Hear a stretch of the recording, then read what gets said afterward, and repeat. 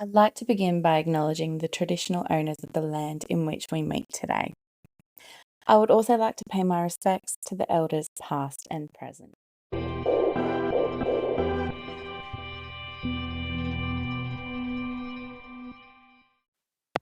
Welcome back to another episode of the Project Life podcast, where we discuss all things life. Today we welcome back one of our previous guests to discuss their career in construction. Sinead has built a career as one of the few women in construction, with job roles including contracts administration and now project engineering. Welcome back, Sinead. Thank you. Thank you for having me. So construction. Well, that's how I met you, isn't it? We met randomly at a contracts administration forum, working in our 9 to 5, and I say that in quotation marks because if you've ever worked in construction, you know it's not 9 to 5. And you'd flown down for a contracts administration forum. We were seated at the same table, and I remember looking over to this beautiful woman, and I noticed she's snacking a lot. I recognise those behaviours and those snacks. I was pregnant at the time, and lo and behold, you were too. And so straight away we had quite a few things in common and hit it off really quick, didn't we? And stayed in contact throughout. And yeah, even this year we caught up at this year's forum, and we're able to exchange some birth and pregnancy stories even more. It's crazy, right? Seems like a lifetime ago now, like 6 months ago. Yeah, it was the last time I saw you in person, hey. But yeah, so contracts administration, construction, we both work for a builder. So we're more on the construction management side. Yeah. And we haven't really discussed before how you got into construction. Did you always know you wanted to be in construction? No, interestingly, I started, finished school, didn't know what I wanted to do. I was 16. My birthday is really late, so I think I was just young. And I thought, maybe medicine. Did all sciences at school. So I started out doing art science at uni, and then went on exchange to Canada. So took 6 months when I was 19, living overseas. And I just decided that going down the medicine route, science, while I enjoyed some of it, really didn't love it. And I just fell in love over there with the architecture, and I came back and I actually enrolled in architecture at Queensland University of Technology. So I finished my science degree and did my architecture degree at the same time, 2 different unis. So juggling that, but just, had a few subjects to go in my it was then a Bachelor of Science, and I didn't want to, not have that under my belt. Especially if you only had a few to go. And I didn't want future employers to be like, well, what did you do for the first 3 years outside of school? So that was kind of my mindset. And then I didn't really love architecture, so I swapped to do construction management with a minor or a second major in architecture, so I had enough subjects to kind of do the double major when you're allowed to. So that's kind of how I fell into it. And then I was lucky enough that a girlfriend at the time was also doing it. She was a few years ahead of me, and she goes, look, my company's looking for someone. Are you interested? And I said, yeah, absolutely. Like, I really want to get into it, but I found it really hard to break into the market, as in get someone to give me a chance, not having done anything like it before. And I, got a job as a building cadet. They didn't have a full cadetship at the time, but I just worked in their estimating team, doing, I guess, the phone calls and starting to work out how to measure, speaking to subbies. But I was so green that I still think I had to Google a lot of like, what does reinforcement do? What does this subby do? I still feel like I do that sometimes. Like, your mind's constantly, anyone in the construction management field, we're not an expert in anything particular. Electricians are experts in electrical, right? We know a bit about everything, but we're not specialists in anything. No, absolutely not. And I think, yeah, it was a bit of a whirlwind shock, but I was also a little bit older when I first started. So whether that had something to play in it, but I juggled, uni and obviously working. Yeah. I think I did 3 days a week and 2 days for uni at the time. And then the idea behind it was that you worked at the time in this company, you worked in estimating, and then you went on to the project that you helped estimate. Okay. So first project we won was a hospital down the Gold Coast. So I estimated it, helped in that team, and then went on to it, which was a whole new experience. At the time I started it, I had 6 months of uni to go. So I was like, great, finish that. And then the company didn't have site engineers. So anyone who graduated uni just became a contracts administrator. It's like you graduated uni, you got a piece of paper. Congratulations, you're a contracts administrator, and this is what you get paid. So Yeah, it was, right. in that sense, you fell into that role, but because we didn't have site engineers, I didn't know any different. And you were expected to do what I'd consider some site engineering specific tasks. Yeah. But I kind of liked the all rounding that you just had to move with what was needed. Yeah, you kind of adapt to putting out fires and planning in all different ways and putting all the project together. I know from my experience, one of my previous employers, they didn't particularly have site engineers either. They were a Yeah. Queensland based business, and I still remember to this day, they used to question the role of a site engineer or project engineer because they just didn't have them. The contracts administration team would do a lot of that work, and a lot of the foremen as well would pick up the slack more on site. And so I was very similar, where you did a lot of the work and Yeah. got exposed to quite a lot. Absolutely, and I'm so grateful for that. So that's kind of how I fell into it, and then the business I work for merged, so is no longer in Australia. And I actually got handed a redundancy. So I'd been a CA for maybe a year. And just in that time, so it was a year, and in that time, they also said, oh, look, the BD money, they didn't have a project for me, but they wanted to keep me on. And I was kind of that view of, well, I'll just do whatever you need me to do. Like, I don't mind if I'm not on a project. There's so much more to learn in the industry, so I'm happy to go wherever.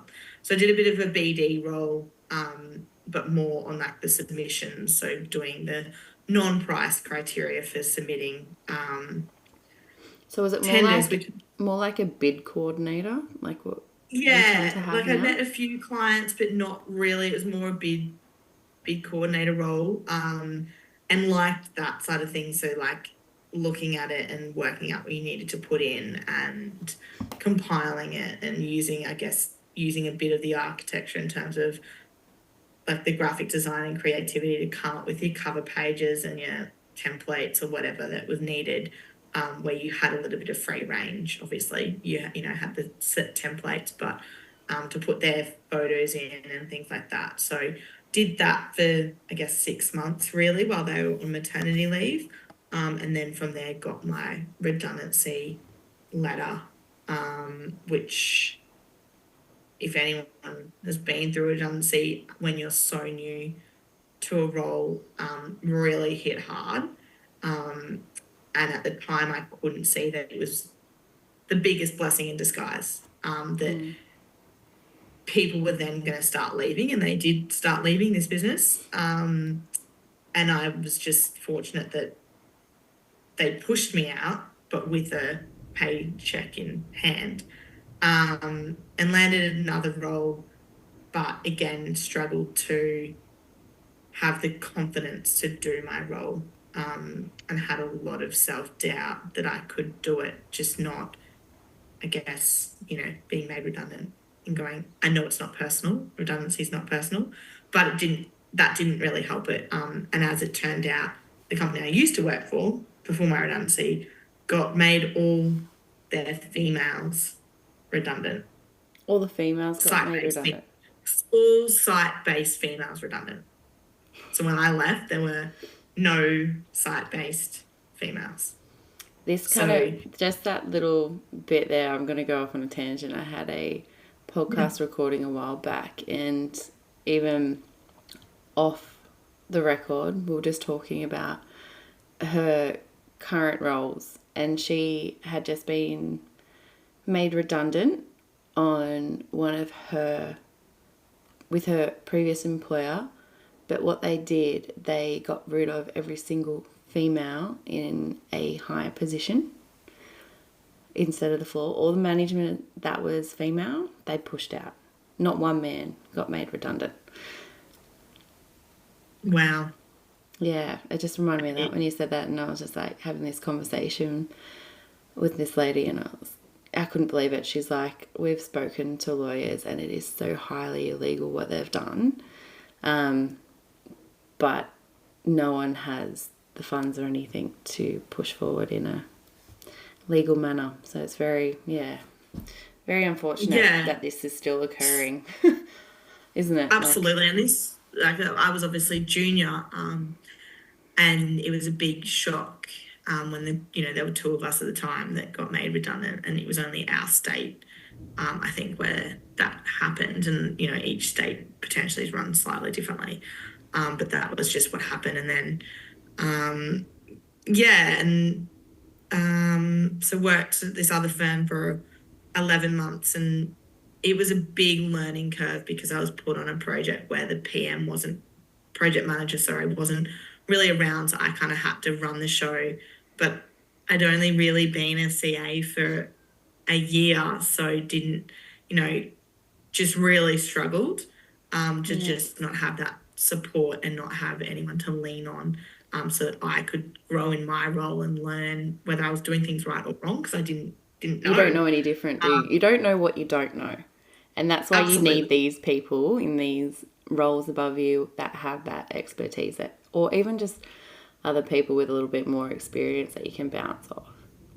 Absolutely. And I was being a project manager, a site manager, because he hadn't started, Oh a no. CA and site engineer on this project that was so unique that no one had ever built one in Australia before. And trying to build something that no one really knows how it kind of puts together. While it was a small project, it was really intricate, and it was hard. Bloody oath it would be wearing all those different hats. Jeez. How Getting many my hours a like, day did you sleep? Like one?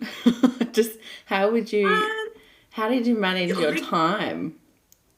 I don't know. I think because I didn't have anything else, it was manageable. You'd get up, you'd do the pre-start, and then you'd leave, I guess, early. So you'd be home by 4, or 3. There was no point really staying around when the subbies were gone. I think at the time we were lucky, because I think it was like 4 weeks before the site manager started. There was only one subcontractor on site. So it Oh, wasn't like that's I had good. to do a lot of supervising of Yeah. different trades, and it was a small area. So it wasn't heavy handed in that respect. That's But lucky. yeah, it was just, I don't think I could do it now, especially not with a child. But at the time, it was, it was just me and my husband. So it just kind of worked. And then did that, and then swapped over, I guess, to work where you're working now, Yeah. just to have a bit more support and a bigger team, and to have guidance of someone who would be above me. So I'd report to someone who had the time to teach me what I didn't know, and so that I could grow in the role and see where it would take me. So And that as a was nearly contracts 3 years ago. administrator there, yeah, when you Yeah, started, yeah, contracts administrator the whole way through. yeah, Um, until recently, and but we'll get into that later. yeah, yeah, contracts administrator the whole way through. And hadn't really thought, I guess, I don't know whether you'd found it hard to know when the next step would be, or what the next step would be. Yeah. I guess in different companies it could be junior PM, if that was the way. I think I kind of had a bit of a challenge to work out what my next step would be, as in I couldn't see myself being a senior contracts administrator or a contracts manager. I didn't know whether I wanted to stay in that route, but then I didn't know if I had the ability to then be a project manager, and how would that work if I wanted to have a child. And I don't know whether I have the answers now. I probably still don't. But did you get any like mentoring or support in any of the companies in regards to goal setting, career progression, anything like that? Did you sit down with anyone and they go, okay, well, you know, at this point in time, what's your short-term goals, your long-term, where are your capabilities now, where are we going to bridge this gap? Did anyone actually sit down and kind of help map something out for you? Or were you just left in your own head to try and figure out where am I going and what am I doing? Yeah, the first time I sat down with someone to map it out, I was 8 weeks pregnant. So obviously that changes everything. I've gone through it recently, and I swear when I came back from mat leave and they asked me the same question, I'm like, do you know what? This has just changed everything, and I don't know anymore. Like, I really need time to sit and think with this.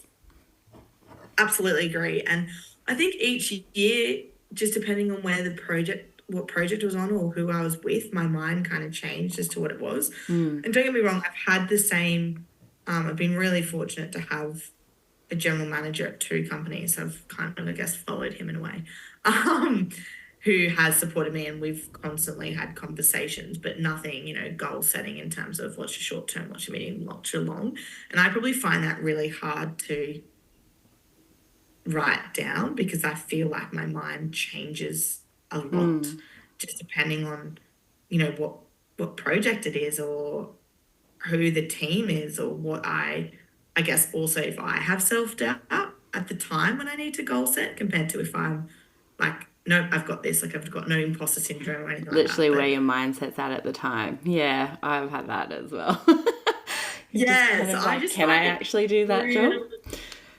Yep. Yeah, really hard. And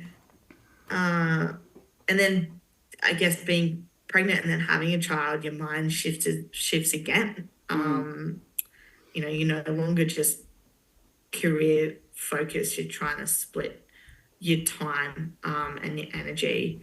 And when I got back from maternity leave, I was still a CA. The project I was doing had wrapped up, and there was no project for me to go on. So I was just doing bits and pieces for other projects, helping where I could.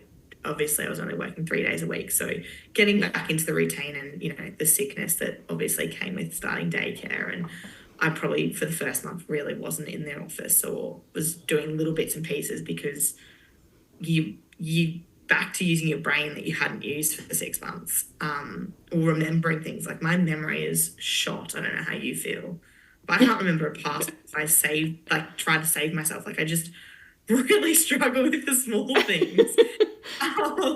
I think so I remember like the guys at work when I was pregnant, and one telling me how his wife used to always put the keys in the freezer when she was pregnant. And I was like, oh, I haven't done anything like that. And I reckon it was about a week later I came to him and I said, you know what I did yesterday? I could not find my keys. I could not figure out where have I put them. I was running late for work because I couldn't find my damn keys. And I was just gone outside. I've left them in the ignition of the car overnight. I couldn't believe it. I was like, I've never done this before in my life. What on earth? And he's just looked at me and he's like, I told you something like that would happen. It's always the keys, right? Anyway. Keys, passwords. Yeah. Yeah, and then so this year, so we had like the first day back, I had to write my performance review. So I had to do that the same week too. I got this email going, remember to do this. I was like, I don't even remember what I did when I was here 7-8 months ago. And I had to really kind of dive into what was I doing, what was the feedback, everything like that. Did you struggle to do yours? I really struggled. And I just struggled to then set goals. I think the last question was, where do you see yourself in 5 years or whatever? And I kind of just wanted to write surviving. Like I just wanted to get into survival mode. Yeah. Learn to go to work, drop daycare, get home, keep the house up to date and, have all these expectations on yourself. And I slowly got into it, and then the opportunity kind of fell in my lap, really, where we've got a large project, and one of the other females was leaving, and she was a project engineer. And I went out there for a day, for a completely different reason. And one of the team members goes, well, would you do her role? And I was like, well, I'm a CA, but do you think I could do her role? Like, I don't really know day to day what a project engineer does. I can have some idea, but would I do it without having an engineering background? And he was like, I think you can do it. So I slept on it, and then I spoke to my husband. I was like, I think I want to go back on site. Like I need to do something more. Like I just feel that I'm putting off tasks because I need to be challenged, and I'm not. Yeah, sometimes you Challenged need in to a weird change it. way. Yeah, sometimes Yeah, change it up, challenge yourself again, get the brain working. Yeah. absolutely. And so when I went back out, they're like, okay, well, perfect. We're still going to look for someone and hire someone, but you could backfill and do the role until we found someone. And I was like, brilliant. Turn up, do site. And then it wasn't until we were at some function and it was posed to me, well, if you're happy there, do you want to stay there? And I was like, yeah, I think I do want to stay there. Like, I'm happy with the team. I'm happy with the project. It's a great project. It's a great team. It's giving me a good challenge. I'm back to 4 days. I'm feeling more like I'm a better mum for being at work 4 days. It's, even if that makes it sound so bad, but I feel like I've got the time then and energy to play with. Like I'm not splitting my time and feeling bad in both scenarios. We kind of manage it, I guess, at home that my husband luckily can start work later. So he does the mornings. Mm-hmm. So I get to site and I'm on site between 6 and 6:30 a.m. Which you kind of need to But do I'm in an engineering role too. Whereas myself as a CA, I'm doing the drop off and he does the pickup. So yeah, it's a little bit reversed, but when you need to be on site because the subbies are arriving at site early and things, yeah, that's really lucky that he's able to do that. Yeah, so then I leave by 3:34, get him, and I still got time to play with him before I have to think about making dinner and doing the bedtime routine. Yeah. So it just kind of worked. And then I said to the project director, I came back from this event and I said, you know what, I want to stay here full time.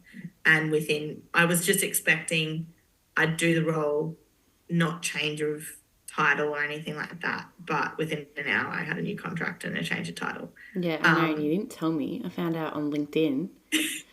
You're like, So hey, it's guess just what? I'm kind not going to of- see you at a forum anymore. You know our yearly catch-ups? Go on. Well, that was like when I spoke to then the general manager, I said, like, how's this, going to work? And he goes, I think for you, it'll just be project by project. So you'll either go back to being, a CA, but maybe you won't change title. Like I wasn't expecting the change of title, so it kind of shook me a little bit, and go, oh, I feel more like an imposter because I felt like I didn't, not in a way deserve it. Like I've worked hard, but it was not the traditional way, I think, of you getting a weird, like it's sort of a promotion because you're kind of changing direction, but I feel like you're on the same. Yeah, I don't know. It was still a little bit of a shock. And then, regret almost posting it on LinkedIn because I just felt like a little bit of an imposter. I've kind of got this because of the opportunities there rather than through a traditional sense of doing it. If you couldn't have done the role, they wouldn't offer you to have it full time, would they? True. They would have still hired someone else. So, but I feel like you're correct in imposter syndrome. I feel like, especially women, like in construction as well, I feel like it's a certain type of woman that works in construction. Not everyone will be able to do it. I feel that even when you are there, I found in the past I'm working twice as hard as my male counterpart to prove myself in the Absolutely. same role. And 100%. for yourself to be able to be so diverse and to fill any opportunity or gap in the project or the company, that's amazing. There's not many people that can do that. So I think you need to be a little bit more kinder to yourself and kind of, pat Mhm. yourself on your back and go, yeah, I'm effing awesome. Like, I can do everything and be a mum at the same time. Like, that's awesome. It's really, really good. And Yeah. I think that's one thing I liked about construction when I came in, because I didn't know what I wanted to do, and I was doing that CA role, but was engineering. I was doing all the pre-starts and inductions and safety, and you do design and design coordination and help through that side and the quality, and then you're doing the payment claims, the procurement. You're doing all these different things, and for ages I was sitting there as well going, do I want to do design? Do I want to do engineering? Do I want to do Yeah. CA? And I got into construction because of my father, who was a site manager. And I was like, oh, what do you reckon I'd be good at? Like, I kind of got to this point in my previous career, my previous life, and I couldn't really go any further. And I was like, what do you reckon I'd be good at? He's like, contracts administrator. I was like, what the is that? Like, what is that? Never heard about that role in my life. And I had no idea construction was even an option. I had never heard of it in high school. Didn't all I thought was trades, right? I didn't want to be a plumber or a Absolutely. sparky. I didn't know about construction management. So I literally Googled and jumped on. But even when coming into the industry, what I love about it is it's so varied. It's so diverse. There's so many opportunities and different ways that you can go. Every project is unique. Every day is unique. Every project team gives you opportunity for new skills, development, knowledge. Like, there's just so much in it, and I think that's one of the reasons I love it as well, because you've constantly got this challenge and this change, and you're forever adapting. And like I said, being able to adapt from, a contracts administrator, even estimator way back when for you, to like a project engineer, that's just amazing, and it just shows how diverse you are and your skill set and knowledge. But it's also something that our industry needs. So, Absolutely. I think that's what we try to say to the cadets. It's good to be adaptable because if you're set on one thing, I work pretty closely with some of the cadets and doing their reviews, and someone's like, well, I'm going to be a site engineer, but I'm not going to do the CA rotation. Or I'm not going to learn about that. And I'm like, well, do you want to be a project manager one day? Oh, yeah, I want to do that. Well, you need to know about the costs. Like, you can't just turn a blind eye because you're going to be the one sitting there reporting that it's and your ass on the understanding. line, isn't it? Absolutely. And a decision you make on site as a site engineer affects someone else. Like, it affects the CA team, whether you want to understand it or know that it does affect that team. And I was talking to my colleagues the other day, and they're like, it's been really good to have you on the team because my mind automatically goes money, because not because of, that's my interest area, but that's where I've come from. Like, I know how to report, and I know that I have to sit there each month and report on the project and understand why why that has happened, why it's cost us more money, or where You we've have to made money, or justify things the like. decisions made, right? Yeah. Absolutely. And, I'm all about, if you need to spend the money because of it, you've got to be honest and be able to say, yeah, well, I've spent that money because this is why, and this is how it's helped us, and the flow and effect. So I'm trying to change my junior's mindset to say, well, I know you don't want to be a CA, that's fine. You don't want to sit there, do contracts, and you want to be based on site, but you still need to understand the basics behind it, because everything's connected, whether Yep. the site manager wants to admit it or the foreman wants to admit it, it's all connected. So having a broad understanding of it all is going to make you a better PM if that's the way you want to be. But Yes.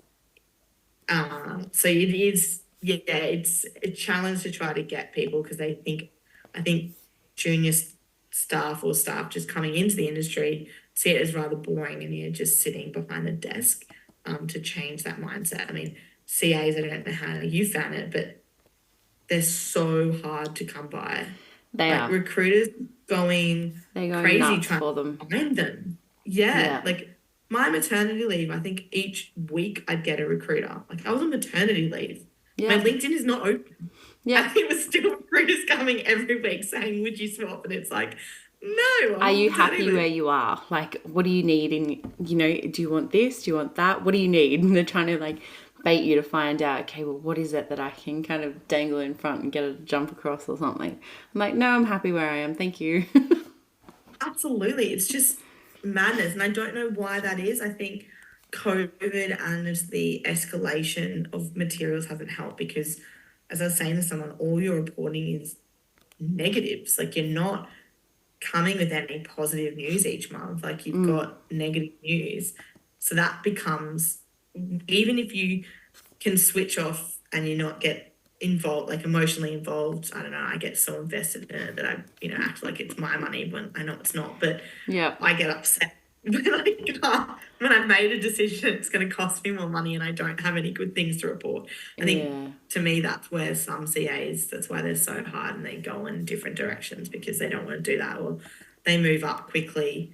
I mean, I don't know whether they're just in short supply and then they leave the industry, but Yeah. I'm It's yeah. definitely finding that as well. Like, especially in the last few years with the labor shortage that we have, I feel like there's a lot of people jumping around to get better opportunities or to get more money or, things like that. And yeah, it makes it even harder, right? But it also makes our job so much more in demand and just crazy. So independent. It's just Just crazy what's yeah. happened to the market. I just can't believe it. But yeah, it's been a good jump, and then I'm actually going back 5 days next year. Um, Ooh. yeah, What was it yeah. that made you want to go back the 5 days?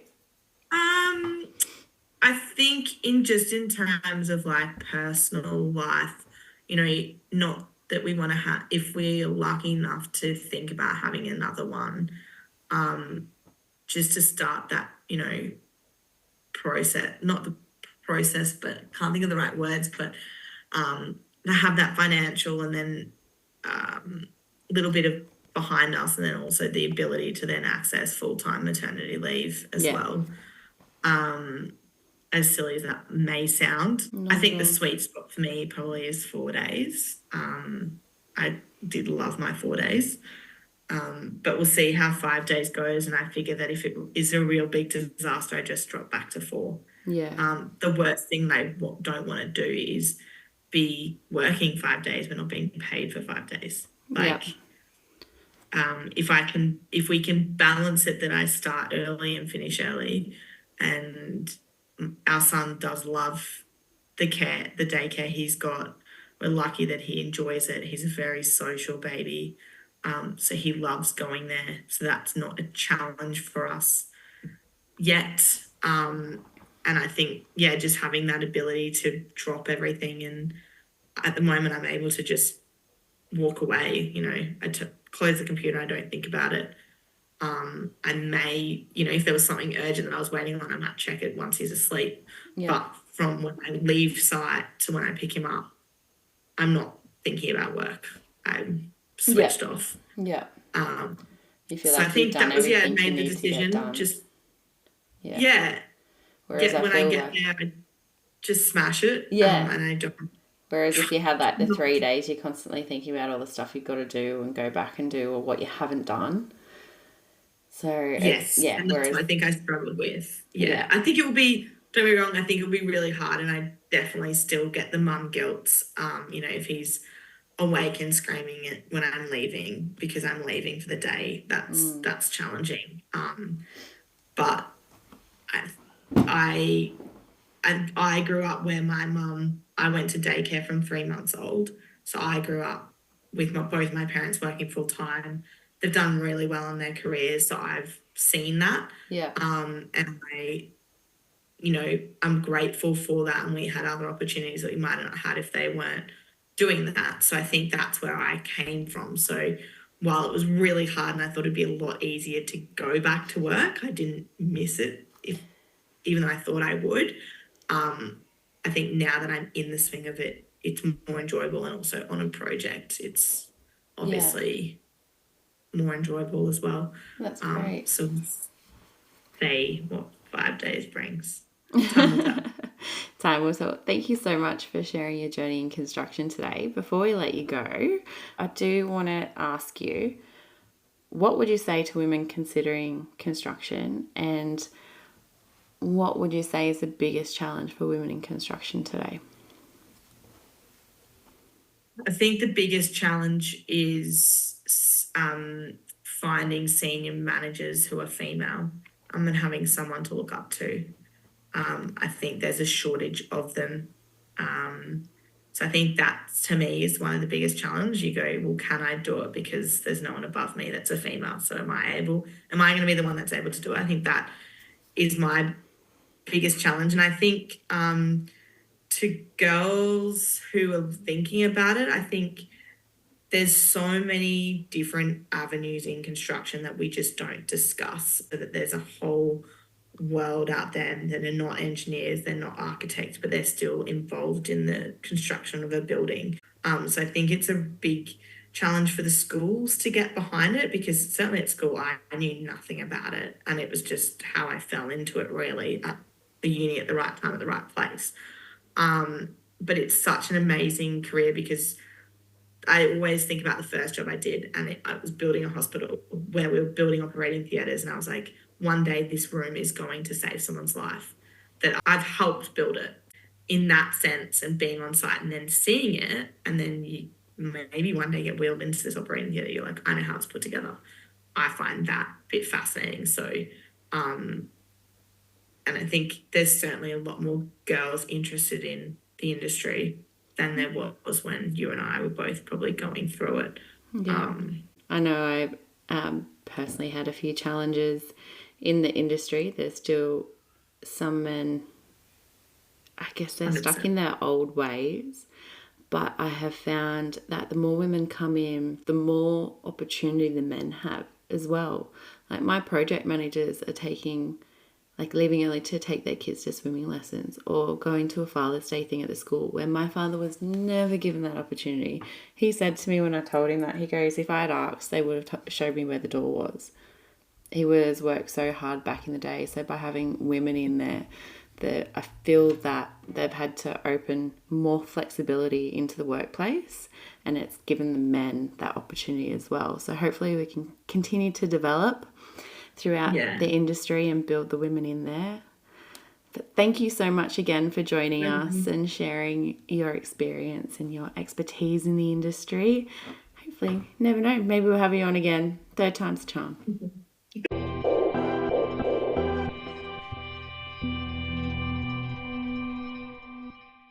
Thank you for joining us for this episode of Project Life Podcast. Do not forget to subscribe to the YouTube channel, follow us on Instagram and TikTok, and subscribe or follow on any of the listening platforms where you stream your podcasts.